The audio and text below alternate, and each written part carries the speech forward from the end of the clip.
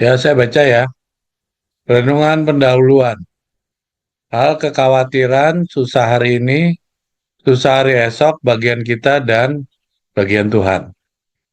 Jadi pertama kita punya ayat Alkitab yang sudah biasa kita baca, tertulis di dalam Matius 6 ayat 25 sampai 34. Nanti di bawah adalah pengertian atau petunjuk yang diberikan oleh Nabi kita, Ellen G. White.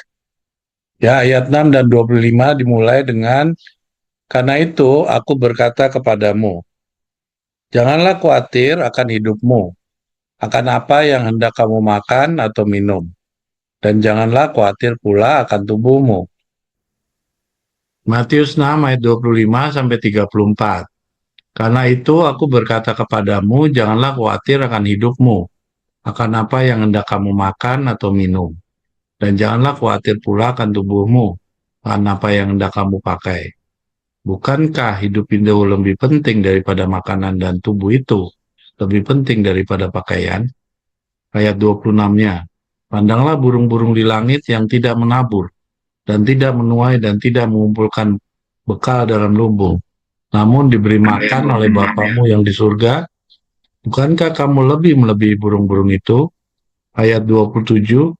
Siapakah di antara kamu yang karena kekhawatirannya dapat menambahkan sehasta saja pada jalan hidupnya? Ayat 28. Dan mengapa kamu khawatir akan pakaian? Perhatikanlah bunga bakung di ladang, yang tumbuh tanpa bekerja dan tanpa meminta. Ayat 29. Namun aku berkata kepadamu, Salomo dalam segala kemegahannya pun tidak berpakaian seindah salah satu dari bunga itu. Ayat 30. Jadi jika demikian Allah mendandani rumput di ladang, yang hari ini ada, dan besok dibuang ke dalam api, tidakkah ia akan terlebih lagi mendandani kamu, hai orang yang kurang percaya? Ayat 31, sebab itu janganlah, jadi jika demikian Allah mendandani rumput di ladang, yang hari ini ada dan besok dibuang ke dalam api, tidakkah ia akan terlebih lagi mendandani kamu, hai orang yang kurang percaya? Ayat 31, sebab itu janganlah kamu khawatir dan berkata, apakah yang akan kami makan? Apakah yang akan kami minum? Apakah yang akan kami pakai? Ayat 32, semua itu dicari bangsa-bangsa yang tidak mengenal Allah. Akan tetapi Bapamu yang di sorga tahu bahwa kamu memerlukan semuanya itu. Ayat 33, tetapi carilah dahulu kerajaan Allah dan kebenarannya, maka semuanya itu akan ditambahkan kepadamu. Ayat 34, sebab itu janganlah kamu khawatir akan hari esok, karena hari esok mempunyai kesusahannya sendiri. Kesusahan sehari cukuplah untuk sehari. Ya, ini petunjuk dari Nyonya White. Ketika kita mengambil alih di dalam tangan kita sendiri, pengelolaan hal-hal yang harus kita lakukan, dan bergantung pada hikmah kita sendiri untuk sukses, kita sedang mengambil beban yang tidak diberikan Tuhan kepada kita, dan mencoba memikulnya tanpa bantuannya. Saya ulangi ya, ketika kita mengambil alih ke dalam tangan kita sendiri, pengelolaan hal-hal yang harus kita lakukan, dan bergantung pada hikmah kita sendiri untuk sukses, kita sedang mengambil beban yang tidak diberikan Tuhan kepada kita, dan mencoba memikulnya tanpa bantuannya. Tetapi ketika kita benar-benar percaya bahwa Tuhan mengasihi kita dan bermaksud berbuat baik kepada kita, kita akan berhenti khawatir tentang masa depan. Ya, jadi kalau lihat dari ayat-ayat di atas tadi, ya ayat ini sangat ya berarti buat kita seperti yang disampaikan oleh Rain tadi, ya di masa 40 hari ini, untuk kita mengambil sebuah keputusan, hal yang paling kita khawatirkan itu adalah kekhawatiran. Ya, kekhawatiran yang seperti tadi sudah diucapkan di ayat Alkitab di buku Matius. Ya, semua dari kita yang hadir pada sahabat sore ini, semua memiliki kekhawatiran sama seperti itu. Kenapa? Kata Nyonya White, karena kita mengambil alih kekhawatiran itu dengan cara berpikir kita sebagai manusia.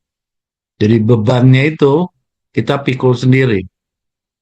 Di mana di sini petunjuknya Nyawa dikatakan bahwa beban itu harus diberikan kepada Tuhan. Artinya kita serahkan seluruh beban itu, kekhawatiran kita itu kepada Tuhan. Ya, dan itu memang tulisannya Nyawa ini tidak salah, tapi mempraktekkannya itu yang sangat susah. Ya, tadi siang saya bicara dengan mama saya. Tulisan yang kita pelajari selama ini tuh semuanya tidak ada yang salah. Ya, yang susah itu adalah melakukannya. Jadi kalau kita berserah penuh, memberikan beban kita keseluruhan itu kepada Tuhan Allah, itu tidak mudah. Ya, saya lanjutkan. Ya, di sini tulisan Desire of Ages ini bagus sekali nih. Ya, ini buat kita semua ketika kita mengambil alih ke dalam tangan kita itu beban itu, dan kita tidak bergantung pada hikmah kita sendiri, ya kita bergantung pada hikmah kita sendiri untuk sukses, itu membuat kita menjadi sangat khawatir. Ya, di sini harusnya beban itu kita berikan kepada Tuhan kita dan mencoba memikulnya tanpa bantuannya itu adalah membuat kita semakin khawatir. Dan kita harus memberikan seluruh beban itu kepada Tuhan. Ya, tapi memberikan beban itu kepada Tuhan di atas itu sudah dikatakan rumusnya yaitu carilah dahulu kerajaan Allah dan kebenarannya, maka semuanya itu akan ditambahkan kepadamu. Ya, janganlah kamu khawatir akan hari esok, karena hari esok itu memiliki kesusahannya sendiri. Kesusahan sehari cukuplah untuk sehari. Ya, ayat ini mungkin buat saya pribadi sudah saya baca beribu-ribu kali. Ya, tapi semakin terjadi hal-hal yang mengusik diri saya, ya kekhawatiran itu luar biasa saya rasakan. Jadi semakin saya baca ayat ini, semakin juga saya khawatir. Ya, itulah yang menjadi pekerjaan rumah, yang menjadi renungan buat kita semua di sini.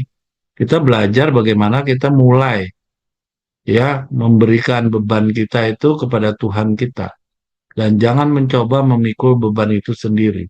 Semakin kita memikul beban itu sendiri, semakin kekhawatiran, kecemasan itu melanda diri kita. Ya, kalau kita bisa selami petunjuknya Nyonya White ini ya luar biasa ya. Saya nggak tahu Nyonya White itu hidupnya seperti apa gitu, tapi kalau dilihat dari tulis-tulisannya karena beliau itu diilhami, ini tulisan-tulisan ini maknanya dalam sekali. Menyerahkan segala beban itu kepada Tuhan, itu orang tersebut memiliki keimanan yang luar biasa. Ya, itu bukan main.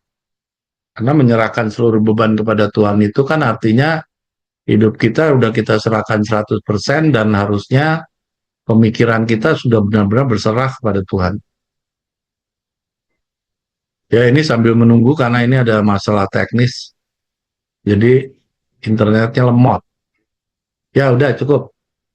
Ya, ini saya lanjutkan ya. Apabila hati hanya memikir-mikirkan diri saja, berarti hati itu berpaling daripada Kristus, sumber kekuatan dan hidup. Itulah sebabnya setan selalu berusaha menarik perhatian, menjauh dari seluruh selamat, dan mencegah hubungan jiwa dengan Kristus. Kepelesiran dunia ini, keluh kesah kehidupan, kebimbangan dan duka, kesalahan-kesalahan orang lain, atau kesalahan-kesalahan kita sendiri, serta ketidaksempurnaan kita kepada salah satu atau semua ini, setan akan berusaha menarik perhatianmu. Janganlah disesatkan tipu dayanya. Banyak orang yang sungguh-sungguh tulus dengan ingin hidup bagi Allah, dia sering menuntun untuk memikir-mikirkan kesalahan-kesalahan dan kelemahan-kelemahan mereka sendiri. Dan dengan demikian, oleh menceraikan mereka dari Kristus, setan berharap memperoleh kemenangan. Janganlah kita menjadikan diri kita sebagai pusat segalanya dan selalu cemas apakah kita akan selamat atau tidak. Semuanya ini akan memalingkan jiwa dari sumber kekuatan kita itu. Serahkanlah penjagaan jiwamu kepada Allah dan berharaplah di dalam Dia. Berbicara dan berpikirlah mengenai Yesus. Biarlah dirimu lebur di dalam Dia. Buangkanlah segala kebimbangan, nyahkan segala khawatirmu. Katakanlah seperti yang dikatakan oleh Rasul Paulus. Apapun hidupku ini bukannya aku lagi, melainkan Kristus yang hidup di dalam aku. Tetapi hidup di dalam tubuh ini, aku hidup di dalam iman kepada Anak Allah yang mengasihi aku dan yang menyerahkan dirinya karena aku. Tinggallah di dalam Kristus, Dia dapat menjaga apa yang telah kau serahkan padanya. Jika engkau mau menyerahkan dirimu sendiri ke dalam tangannya, maka Dia akan menjadikan engkau terlebih daripada pemenang di dalam Dia yang telah mengasihi engkau. Ya, ini yang di paragraf terakhir. Ya, udah tuh. Udah, stop ini aja. Ya, di sini ayat kuncinya nih, apabila hati hanya memikir-mikirkan diri saja. Ya, jadi di bawah tadi sudah disampaikan. Jadi kalau kita terlalu berfokus kepada diri kita sendiri, lalu mengatakan pada diri kita sendiri, ya, di dalam pikiran kita, ya, Saudara Ren pernah mengatakan bahwa seluruh yang namanya mempengaruhi, ya, pikiran, pikiran itu sangat berbahaya, ya. Pikiran itu bisa membawa ke hal yang negatif, bisa membawa hal yang ke positif. Ya, jadi kalau tadi kita bicara di atas itu berserah, ya berserah itu memang pikiran kita juga harus kita atur. Ya, artinya kita memang murni menyerahkan seluruh beban, kekhawatiran, kecemasan tadi itu hanya kepada Tuhan. Tapi kalau kita memikirkan seluruh kehidupan kita, kebimbangan, duka, kesalahan, lalu ketidaksempurnaan kita, kalau saya baca dan saya tafsirkan di sini adalah itu menjadi celah ya untuk setan masuk melemahkan keyakinan kita. Ya, saya pribadi ya, saya bicara secara pribadi aja. Mungkin saudara-saudara yang lain punya testimoni, tapi nggak mau bicara ya. Kalau saya pribadi ini semuanya kena. Ya, saya paling sering bersungut-sungut. Apalagi kalau sesuatu hal yang sudah mengganggu kenyamanan saya, wah itu saya langsung pasti bersungut-sungut. Dan satu yang paling parah dalam persungutan itu, saya langsung mengambil kesimpulan, saya udah pasti nggak selamat. Jadi itu udah ada di otak saya, pikiran saya. Berarti artinya pikiran saya sudah negatif. Ya, tidak menyerahkan seluruh beban itu ya kepada Tuhan. Padahal pelajaran yang sudah kita pelajari berkali-kali dalam 40 hari ini, menyerahkan beban itu kepada Tuhan. Dan itu susah. Ya, bahkan tadi Ren mengatakan suruh pindah dari kota, suruh kita menyingkir, tidak bergaul dengan siapapun. Itu upayanya apa sih? Ya supaya kita tadi menjaga pikiran kita, supaya kita itu mengurangi tingkat kecemasan, kekhawatiran, pengaruh, dan segala macam.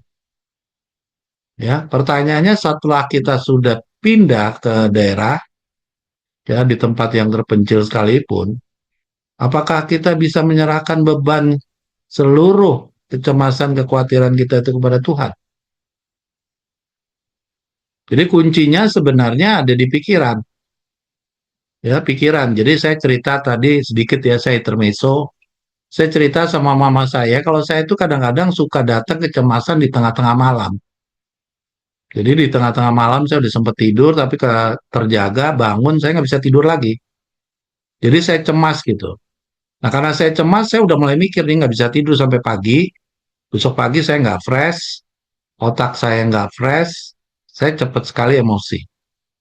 Jadi solusinya saya berdoa. Biasanya saya berdoa, saya minta tolong Tuhan jauhkan kecemasan ini, Ya, ini sangat mengganggu pikiran saya sampai saya nggak bisa tidur. Ya, tapi kadang-kadang susah tidur juga karena memang kan jawaban Tuhan itu kadang-kadang kita nggak tahu kapan dikasihnya. Bahkan setelah berdoa itu langsung saya dikasih jawaban, lalu pikiran saya tenang, lalu saya bisa tidur. Yang jelas itu membuat saya sangat-sangat gelisah kalau saya tidak bisa tidur. Ya itu contoh sederhana aja kalau kita menghadapi kecemasan. Jadi misalkan ya, ada satu pikiran kita yang kita belum problem solve gitu. Besoknya itu kita cemasnya luar biasa. Ya selama kita masih bekerja, selama hidup di dunia ini kan banyak sekali masalahnya. Nah jadi ayat renungan ini ya menurut saya luar biasa gitu.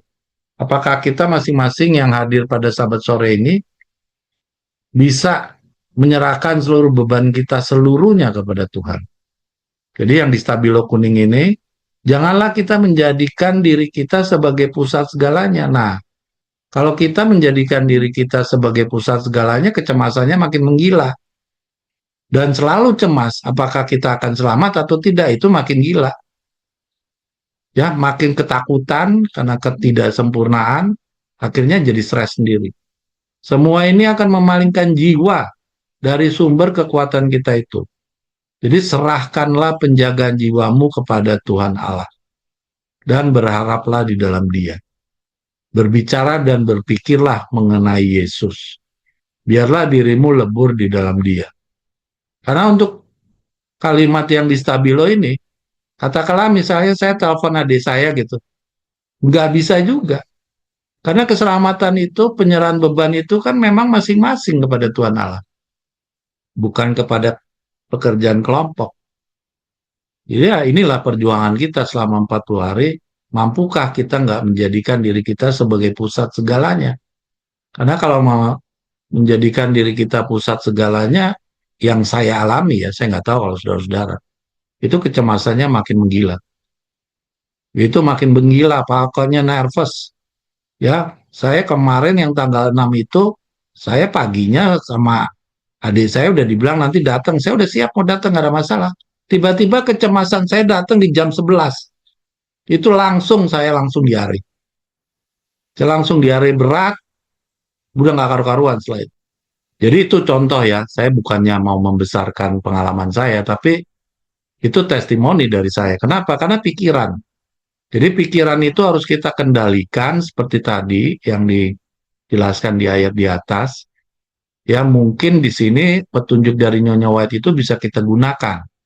Jangan menjadikan diri kita sebagai pusat segalanya. Karena itu akan hancur lebur. Jadi marilah di ayat renungan kita belajar kita menyerahkan beban kita kepada Tuhan Allah. Itu ya dari saya. Semoga Tuhan memberkati kita semua. Amin. Terima kasih, Victor. Ya, boleh ke atas dan saudara-saudara sekalian. Ayat ini seperti tadi Victor sudah katakan, mungkin sama seperti Victor, katanya sudah beribu-ribu kali. Kita tidak sadari kata-kata beribu-ribu kali ini bukan berarti sudah dihitung sama Victor. Tapi artinya sudah sering kali kita semua baca. Kita di Pantai Costa, Protestan, atau masih di Katolik, kita masih di Advent, dari kita sekolah minggu, sekolah anak-anak, sekolah sahabat, ya, sampai di saat kita sekarang sudah berada di kelas 40 hari. Ayat ini masih saja terus kita tuntut untuk membacanya. Apakah sudah selesai? Ya, apakah ini sudah tidak lagi menjadi makan pada waktunya? Ya, bahkan di saat sekarang ini, ayat ini malah lebih tegas lagi harus diperhatikan. Apa? Ayat ini menentukan kita itu layak atau tidak. Kita ini warga kerajaan sorga, ataukah kita hanya sebagai warga kerajaan dunia yang sedang berada di kelas 40 hari. Pada dasarnya kita masih warga kerajaan dunia. Kita coba baca baik-baik ayat ini. Apakah sudah selesai yang kita sudah baca dari sejak kecil sampai sekarang? Apakah sudah selesai? tidak layak lagi ayat ini kita pelajari. Ya, mari kita baca pelan-pelan. Walaupun tadi Victor udah panjang lebar memberikan contoh, mari kita ikuti. Matius 6 ayat 25 sampai 34. Saya fokus kepada yang dihitamkan. Kita lihat di sini. Karena itu aku berkata kepadamu, jangan khawatir akan hidupmu, akan apa yang hendak kamu makan, apa yang kamu mau minum, dan jangan khawatir pula akan tubuhmu, akan apa yang hendak kamu pakai. Ya, jadi kata-kata ini sedang mengingatkan kepada kita untuk jangan takut, jangan khawatir. Bayangkan pada saat ditulis ini di zaman belum apa ya, belum ada 1.000 tahun usia dunia, ya setelah air bah, setelah Yesus datang, belum sampai 1.000 tahun waktu Yesus datang. Baru di tahun berapa itu? Belum sampai 1.000 usia dunia setelah Yesus lahir. Sekarang kita sudah berada di 2026. Jauh sekali ayat ini. Ayat ini sudah ditulis meramalkan kondisi kita sekarang. Jangan khawatir. Oh benar, orang yang khawatir hanya orang di zaman Matius. Di zaman ini tidak lagi khawatir. Ayat ini disarankan kepada kita untuk jangan khawatir. Mari kita baca lebih lanjut. Bukankah hidup itu lebih penting daripada makanan dan tubuh itu lebih penting daripada pakaian? Saudara, cermati kata-kata yang diwarnakan hitam. Bukankah hidup itu lebih penting daripada makanan dan tubuh itu lebih penting daripada pakaian? Saudara, pahami kata-kata ini. Hidup itu lebih penting daripada makanan. Faktanya, yang kita khawatirkan itu apa? Kita khawatir akan hidupmu, apa yang akan kamu makan, apa yang kamu minum, apa yang kamu pakai. Yang kita lebih khawatir adalah makanannya, minumannya, dan apa yang kita takutkan adalah pakaiannya yang kita khawatirkan. Tapi Nyonya White, bukan Nyonya, dalam hal ini Matius mengingatkan, kamu itu harus lebih khawatir sama hidupmu.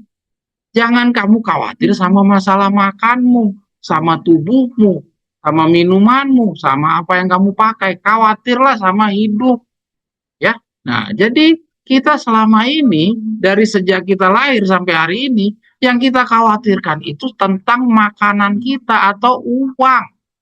Ya, minggu depan kita akan bicara tentang hamba uang. Mohon maaf, mungkin nanti kita akan diadili semuanya. Apakah kita layak masuk di 40 hari ataukah kita mendingan kita pindah-pindah ke kelas yang berhenti hanya di 3,5 tahun. Ya, mungkin pelajaran yang tadi saya sampaikan itu tegas. Ya, karena kita sudah sampai di pelajaran 40 hari. Kita mari evaluasi diri kita. Kalau kita masih sampai detik ini khawatir sama hidup, sama makan kita, sama minum kita, sama tubuh kita khawatir sama apa yang kita pakai, kita nggak khawatir sama hidup kita. Artinya kita masih di kelas 3,5 tahun. Kita belum berada di kelas 40 hari. Kenapa? Karena orang-orang yang di 40 hari, Petrus yang di 40 hari, bukan Petrus yang di 3,5 tahun. Petrus 3,5 tahun, dia menyangkal Yesus karena dia takut, dia aniaya. Tapi di dalam 40 hari, Petrus sudah membiarkan dirinya, bahkan sampai disalib pun dia relakan. Ya, jadi dibilang, khawatirkan tentang hidupmu, keselamatanmu, bukan makananmu yang kamu khawatirkan. Bukan tubuhmu yang kamu khawatirkan, bukan pakaian apa yang kamu mau pakai. Kita sampai hari ini masih khawatir itu. Ya tidak. Ketika perintah Tuhan menyusut, berhenti, ya meninggalkan semua perhatian kamu kepada kepentingan dunia ini, beralih memuliakan Tuhan. Masihkah ini menjadi pertanyaan kita? Apa yang nanti kita makan? Apa yang kami pakai? Apa yang bagaimana kami hidup? Bagaimana dengan tubuh saya? Kalau kita masih khawatir itu, artinya ayat ini tepat bagi kita. Ya, kita mau mulai 40 hari ini baru pertanyaan untuk permulaan, bukan di perjalanan. Ini pertanyaan untuk di permulaan. Maka mumpung masih ada waktu, cepat-cepat kita evaluasi diri kita. Pertanyaan ini harus kita tanya ke dalam diri kita. Apakah kita khawatir soal makan, tubuh, dan pakaian? Bukan khawatir akan hidup. Kalau kita khawatirnya memang kepada makanan, tubuh, dan pakaian, Mari kita evaluasi, cepat-cepat kita bangun. Jangan biarkan kita terus berada di kelas 3,5 tahun. Hanya mulut kita saja yang mengatakan kita di kelas 40 hari. Lanjut. Ya, siapakah di antara kamu yang karena khawatirnya dapat menambahkan sehasta saja pada jalan hidupnya?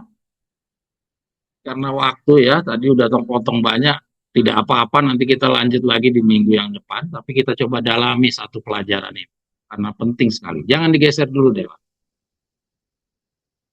Kita buat lagi pertanyaan yang berikutnya. Tadi pertanyaan yang pertama kita sudah coba jawab. Pertanyaan yang berikutnya, siapakah di antara kamu yang karena kekhawatirannya dapat menambahkan sehasta saja pada jalannya? Siapa yang bisa nambah jalan sebanyak satu hasta? Ya, jalan hidupnya siapa yang bisa nambah satu hasta di dalam jalan hidupnya? Ya, dengan keadaan kamu masih mempunyai kekhawatiran, siapa yang bisa, katanya ayat ini. Ya, ini menunjukkan apa? Tidak akan maju kamu kalau beragamanya masih menyimpan kekhawatiran-kekhawatiran itu. Kalau sampai detik ini kita yang ngaku-ngaku 40 hari masih menyimpan kekhawatiran, ketakutan ini, jangankan nambah 2 hasta, 3 hasta, 4 hasta, 5 hasta, bahkan sampai dengan serupa dengan Yesus, jangan pernah mimpi. Ya, ini baca pertanyaan yang kedua ini, tidak pernah bisa bermimpi. Ya, kalau kamu masih menyimpan kekhawatiranmu, jangan nambah 2, 3, 4, 5, nambah 1 aja nggak bisa. Artinya apa? Nggak beranjak. Walaupun tadi Victor udah katakan kita udah baca ini beribu-ribu kali sejak dari lahir. Dalam kandungan orang tua sudah sering membacakan. Ya, kita pindah-pindah gereja, kita baca juga ayat ini.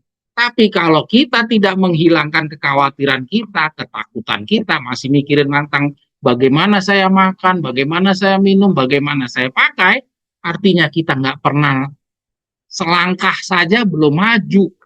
Artinya, ya, walaupun kita sudah sampai puluhan tahun ini dari zaman Matius ditulis, ya, di bawah tahun 1000, artinya orang-orang belum ada yang melangkah satu langkah pun.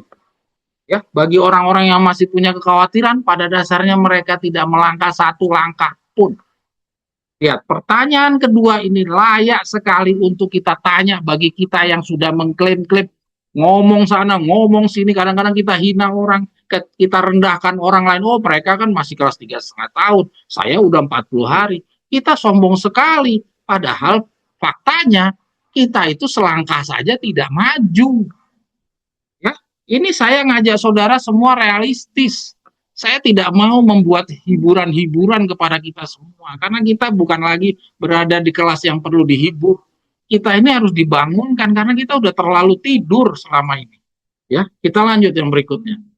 Kamu khawatir dan berkata. Sebab itu janganlah kamu khawatir dan berkata. Ingat, Matius ini mengatakan jangan kamu khawatir. Jadi artinya Matius ini kan hamba Tuhan.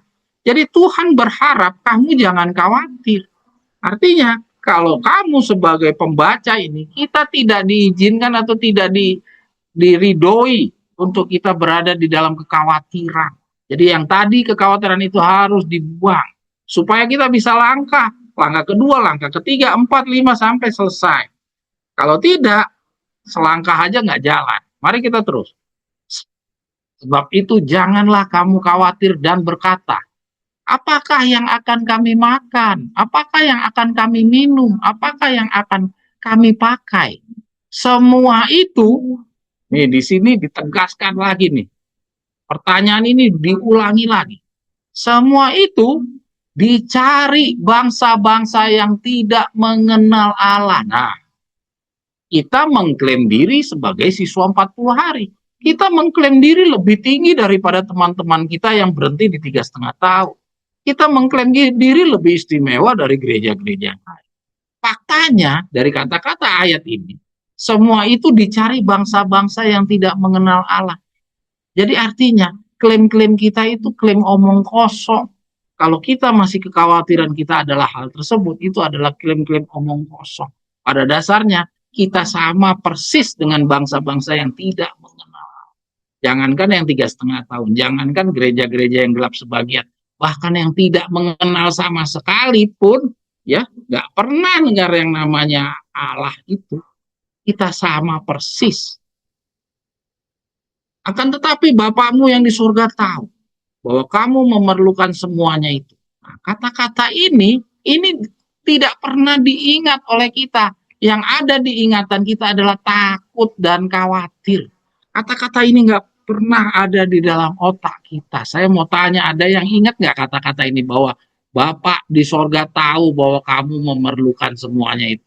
Kalau kamu atau kita semua tahu kata-kata ini, terngiang-ngiang terus di otak kita bahwa sorga itu, Bapak di sorga itu tahu bahwa kita memerlukan semuanya itu, maka kita tidak akan membiarkan kita terus ketakutan, terus kekhawatiran ada di dalam diri kita. Tidak akan mungkin. Ya, jadi kata-kata ini sudah jelas tidak pernah ada di dalam pikiran kita. Walaupun ini tetap tertulis di dalam Matius. Ya, walaupun juga kata Victor tadi kita sudah baca beribu-ribu kali, tapi kata-kata yang satu ini tidak pernah ada di dalam otak kita. Tapi carilah dahulu kerajaan Allah dan kebenarannya, maka semuanya itu akan ditambahkan kepadamu. Ini juga bagian dari kata-kata yang tidak pernah terngiang di telinga kita.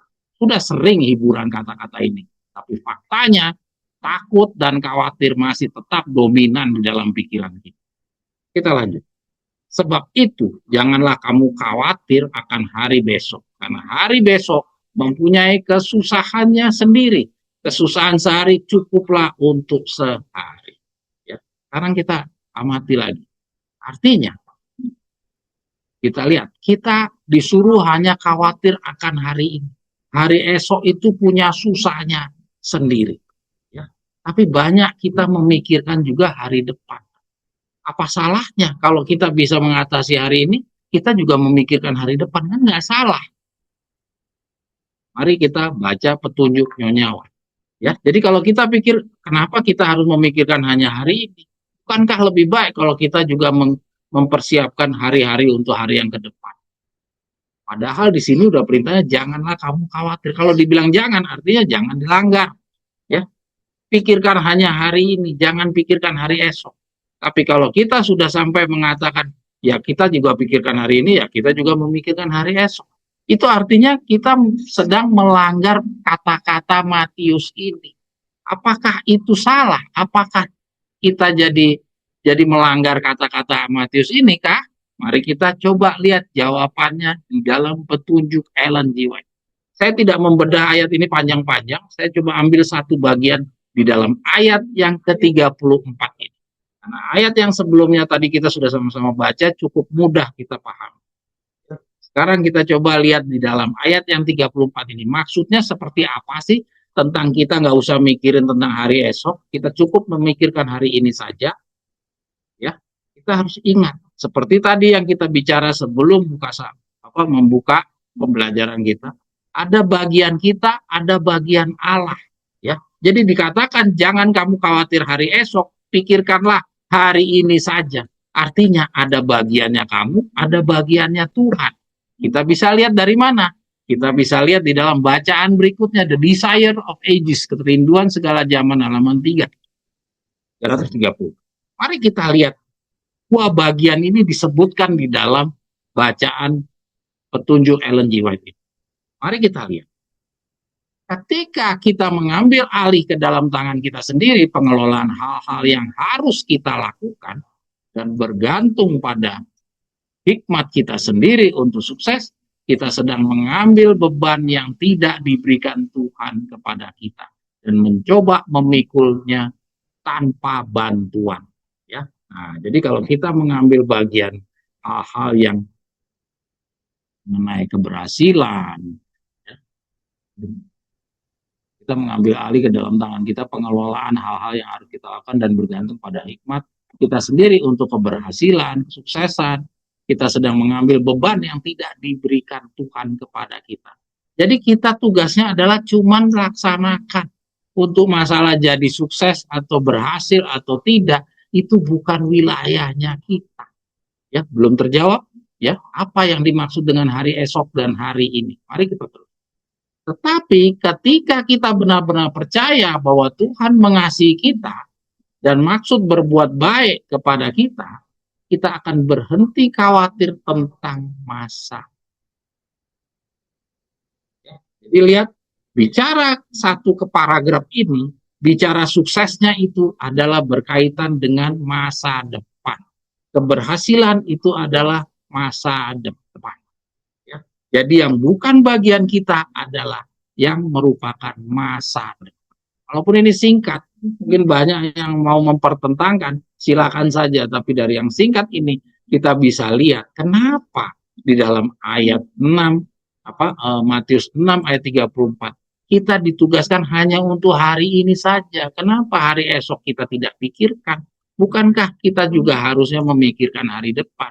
Kalau kita hidup di dalam kehidupan sehari-hari, ya kamu harus mikirkan juga dong hari depanmu seperti apa. Orang sekolah itu kan untuk mengejar hari depan, bukan hari ini.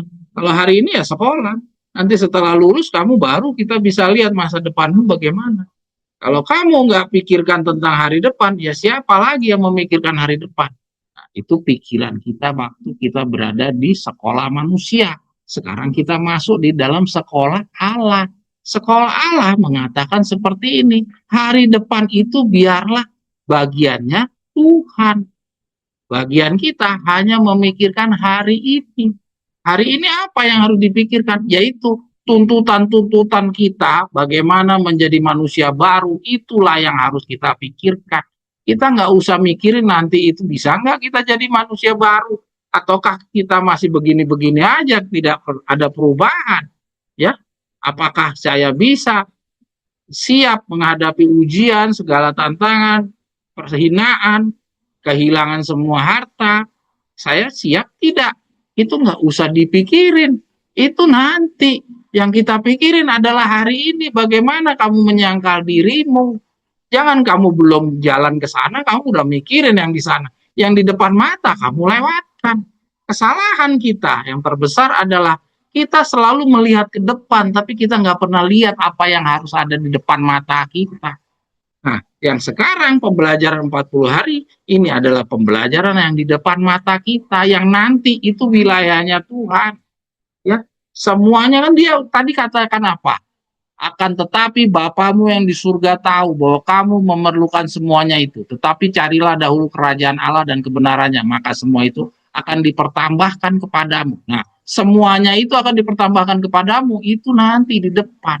Jadi cari dulu yang di depan ini kerajaan Allah. Kita nggak pernah serius cari kerajaan Allah, tapi kita selalu ngomongin yang di depan. Padahal yang di depan itu wilayahnya Tuhan. Kita tidak diberikan wewenang. Ya, dikatakan apa? Kita sedang mengambil beban yang tidak diberikan Tuhan kepada kita dan mencoba memikulnya tanpa bantuannya. Ya tidak. Kita mikirkan nanti hari depan bagaimana. Kita mikirkan nanti kita makan apa, nanti kita bagaimana minum apa, nanti kita pakai apa kalau kita nanti tidak lagi bekerja atau kita pindah dari kota, kita nanti di desa kan nggak ada ini, nggak ada itu. Itu kan masa depan. Lakukan hari ini. Lakukan hari ini. Sudah lakukan belum? Belum. Nah, kenapa kamu mikirin yang hari depan? Pikirkan yang hari ini. Apa yang dituntut? Yang hari ini kamu nggak lakukan, tapi mikirkan hari depan. Nah, bacaan ini memberikan jawaban kepada kita. Ternyata selama ini kita salah. Kita mengambil bagiannya Tuhan. Bagiannya kita nggak ada yang pedulikan. Bagiannya kita ini yang harus kita lakukan. Seperti yang kita sudah sama-sama pahami. Tuhan akan lakukan bagiannya setelah kita lakukan bagian kita. Nah, bagian kita abaikan. Kita ngeluh terus tentang hari depan. Kita ngeluh terus tentang hari depan. Padahal kita lupa ada bagian kita yang belum kita lakukan. Kita tuntut terus kepada Tuhan. Padahal Tuhan dituntut itu nggak ada gunanya kalau kamu nggak melakukan bagian kita. Ya, kira-kira ringkas sekali bacaan ini, tapi luar biasa dalamnya. Jadi bisa dilihat saudara-saudara, jadi sejak Matius nulis, ya, selama orang-orang masih punya takut dan khawatir, ya, tentang hari depan, ya, mereka tidak beranjak dari tempatnya satu langkah pun, satu hasta pun nggak bergerak. Dan kita mengulangi lagi hal-hal yang sudah salah dari zaman dulu. Sampai hari ini kita ulangi lagi. Padahal kita mengklaim sebagai siswa 40 hari. Tapi kita mau memulai pendidikan 40 hari kita, ternyata kita masih sebenarnya siswa 3,5 tahun. Masih takut, nanti di sana gimana, nanti gini. Kita nggak ada khawatirnya tentang hidup. Tapi yang kita khawatir adalah makanan, minuman, dan apa yang kita pakai. Itu yang kita khawatirkan. Kita baca tadi di permulaan dibilang kita tuh harus khawatir sama hidup.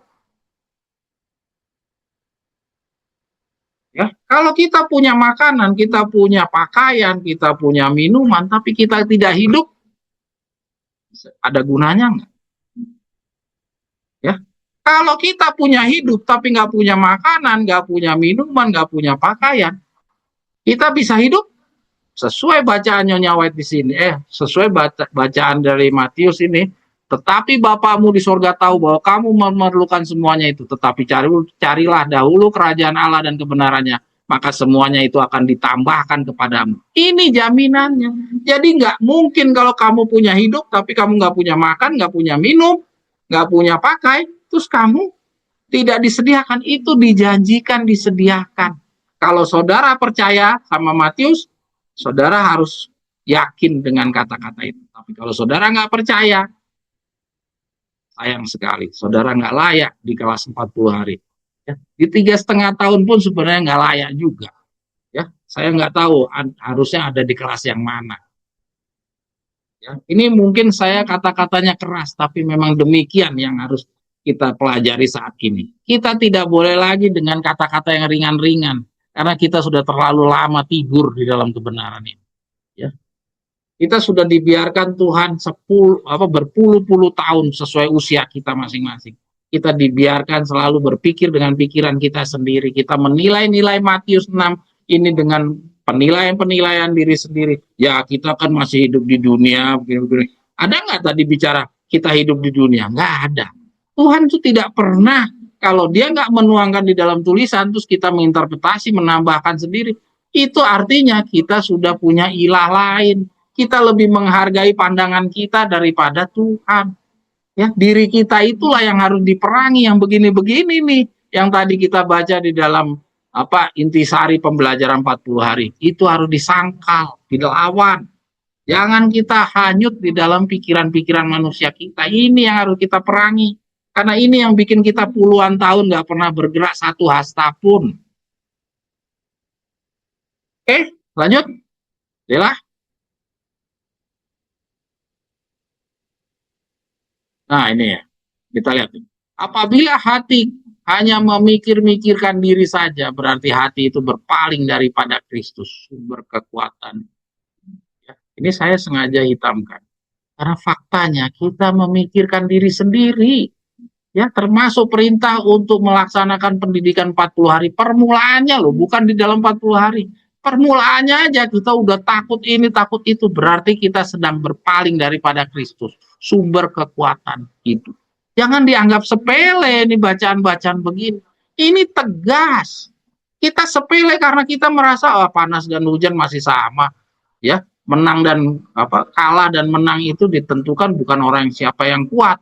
Ya, Al-Katib 9 ayat 11. Bukan siapa yang pintar atau kuat atau tapi yang memanfaatkan waktu, ya. Kepelesiran dunia, keluh kesah, kehidupan, kebimbangan, duka, kesalahan orang lain atau kesalahan dirimu sendiri serta ketidaksempurnaan kepada salah satu dari semuanya ini, setan akan berusaha menarik perhatian. Nah, jadi yang bikin kita punya takut, punya khawatir tadi itu semua ciptaannya setan, dan setan sampai hari ini bagi siswa-siswa yang mau mulai pendidikan 40 hari ternyata masih juga berkuasa. Jangan klaim bahwa kita adalah siswa 40 hari kalau kita masih berada di dalam wilayah yang diciptakan oleh setan. Berhenti, mari kita berubah, mari kita evaluasi diri, tegas sama diri sendiri, ya. Jangan tegas sama orang lain punya borok kita ngomongin, orang lain punya salah kita besar-besarkan, padahal diri sendiri kita selangkah satu hasta pun gak gerak. Banyak orang yang sungguh-sungguh tulus dan ingin hidup bagi Allah, dia sering menuntun untuk memikirkan kesalahan-kesalahan dan kelemahan mereka sendiri. Dengan demikian, oleh mencederai mereka dari Kristus, setan berharap memperoleh kemenangan. Nah ini, yang diserang itu orang yang mau sungguh-sungguh. Ya bukan orang yang malas-malas, orang yang ada di sana itu.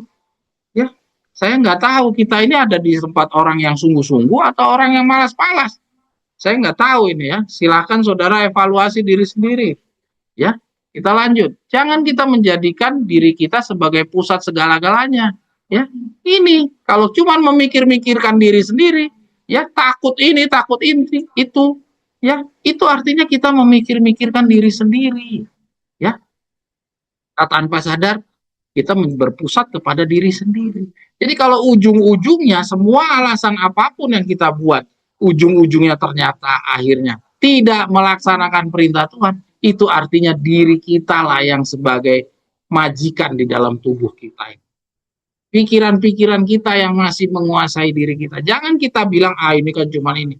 Baca ini, bacaan ini. Jadi ketika perintah Tuhan nggak dilaksanakan, terus penghalangnya adalah pikiran kita, artinya kita itu dikuasai. Ya, dikuasai oleh siapa? Ya itu tadi yang setan. Ya, janganlah kita menjadikan diri pusat segala-galanya. Jadi setan masuk ke dalam diri kita dan diri kita menjadikan pusat pikiran kita. Semua harus diukur oleh diri kita. Mau nggak nih? Perintah Tuhan ini berat atau enggak? Ringan nggak? Kalau berat, ya udah diri kita yang kita utamakan. Kalau sampai begitu, artinya kita bukan dikuasai oleh Roh Allah, tapi dikuasai oleh diri kita sendiri. Selalu cemas apakah kita akan selamat atau tidak. Ya bagaimana mau selamat kalau diri kita yang jadikan senternya. Ya, semuanya akan memalingkan jiwa dari sumber kekuatan kita. Serahkanlah penjagaan jiwamu kepada Allah dan berharaplah di dalam Dia. Berbicara, berpikirlah mengenai Yesus. Nah ini, jadi disuruh alihkan itu, berbicara, berpikir tentang Yesus. Jangan berpikir tentang susahnya kita begini, nanti makan apa. Itu memang ciptaannya setan supaya kita selalu khawatir sama masa depan. Kita dibikin supaya nggak khawatir tentang hidup, tentang kita bisa selamat apa enggak. Kita yang dipikirkan tuh tentang bagaimana kita makannya. Ya, nah di sini di paragraf yang ini malah dibilang selamat dan tidak, itu pun juga kita menjadikan satu ganjalan bagi kita yang diciptakan oleh setan. Kita serahkan penjagaan, jadi artinya nggak usah khawatir tentang hari esok, pikirin hari ini, masalah nanti kita begini, itu urusannya nanti. Memang waktu Matius, Markus, Lukas, murid-murid Yesus, waktu tinggalkanlah semuanya. Terus ini sudah lewat dari jam 5, tidak apa ya. Ini karena masalah yang paling berat bagi kita. Ini ribuan kali udah dibaca, masih nggak bergerak satu hasta pun. Ya, jadi murid-murid Yesus dahulu, ya waktu disuruh tinggalkan semuanya, ikutlah aku. Apa nggak ada itu kekhawatiran-kekhawatiran begini? Ajaib kalau mereka nggak punya. Mereka punya semuanya, tapi bagaimana dia mengatasi dirinya? Yaitu karena dia tidak menjadikan dirinya sebagai pusat. Ya, dia membiarkan, menyerahkan penjagaan jiwamu kepada Allah dan berharaplah di dalam Dia. Jadi itulah yang dilakukan oleh murid-murid Yesus. Beda sama orang kaya yang datang ke Yesus. Ya, jadi ketika syarat-syarat itu nggak terpenuhi, nggak mau dia jalani syarat-syarat pikirannya dia. Buangkanlah segala kebimbangan, enyahkan segala khawatirmu tuh. Ini Nyonya White, ingat, buang. Ya, katakan seperti yang dikatakan oleh Rasul Paulus. Nah, kita harus seperti Paulus. Adapun hidupku ini bukan lagi aku, melainkan Kristus yang hidup di dalam aku. Tetapi hidup di dalam tubuh ini aku hidup di dalam iman kepada Anak Allah yang mengasihi aku dan yang menyerahkan dirinya kepada aku. Tinggallah di dalam Kristus. Dia dapat menjaga apa yang telah kau serahkan padanya. Jika engkau mau menyerahkan dirimu sendiri ke dalam tangannya, maka dia akan menjadikan engkau terlebih dahulu, engkau terlebih daripada pemenang di dalam Dia yang telah mengasihi engkau. Sama dengan ayat yang tadi di atas di Matius yang dibilang, Tuhan tahu apa yang kamu butuh. Ya, jadi kalau kita sampai detik ini masih juga punya ketakutan apa yang kita makan, apa yang kita minum, masih itu saja, jangan klaim diri sebagai siswa 40 hari. Ya, siswa 3,5 tahun juga sebenarnya nggak layak. Kita 1 hasta pun nggak nambah kok kerohanian kita. Ya, biarpun kita udah baca ribuan bacaan, ya kita belajar sama orang-orang yang seperti Sida-Sida. Sida-Sida itu pengetahuannya nggak sebanyak kita, tapi dia percaya satu, dia langsung terima dan dia langsung dibaptis dan baptisannya layak. Ya, kalau kita ini sudah ribuan bacaan kita baca tapi kita nggak bergerak, ya kita nggak percaya, kita masih ragu aja. Itu namanya kan ragu. Kalau ada bacaan, terus kita nggak laksanakan, kita masih percaya sama pengertian kita sendiri, itu namanya ragu. Biarpun 1.000 yang kita punya, 1.000 lembar bacaan yang kita baca, tapi pengertian kita kalah dengan orang yang satu lembar dia baca. Iman orang yang 1 lembar ini lebih besar daripada orang yang baca 1.000 lembar tapi dia penuh dengan keraguan. Kira-kira mungkin demikian. Ada yang mau komentar, silakan. Kita sekarang yang berikutnya adalah masuk ke dalam pembelajaran pertanyaan kita di dalam pertanyaan yang saya lempar di dalam nubuatan berbicara tadi, ya, yaitu pertanyaan membicarakan dosa-dosanya orang lain, kekurangan-kekurangannya orang lain, ya, kejelekan-kejelekan orang lain. Apakah lebih buruk ataukah lebih baik daripada orang yang membunuh, mencuri, merampok? Itu pertanyaan yang saya lempar di nubuatan berbicara. Mari kita coba lihat, telusuri dari penjelasan roh nubuat. Kita coba cari jawabannya dari mangkok keemasan. Ya, jawabannya adalah judulnya, mari kita baca. Dosa terbesar orang berdosa adalah tidak sadar akan dosanya.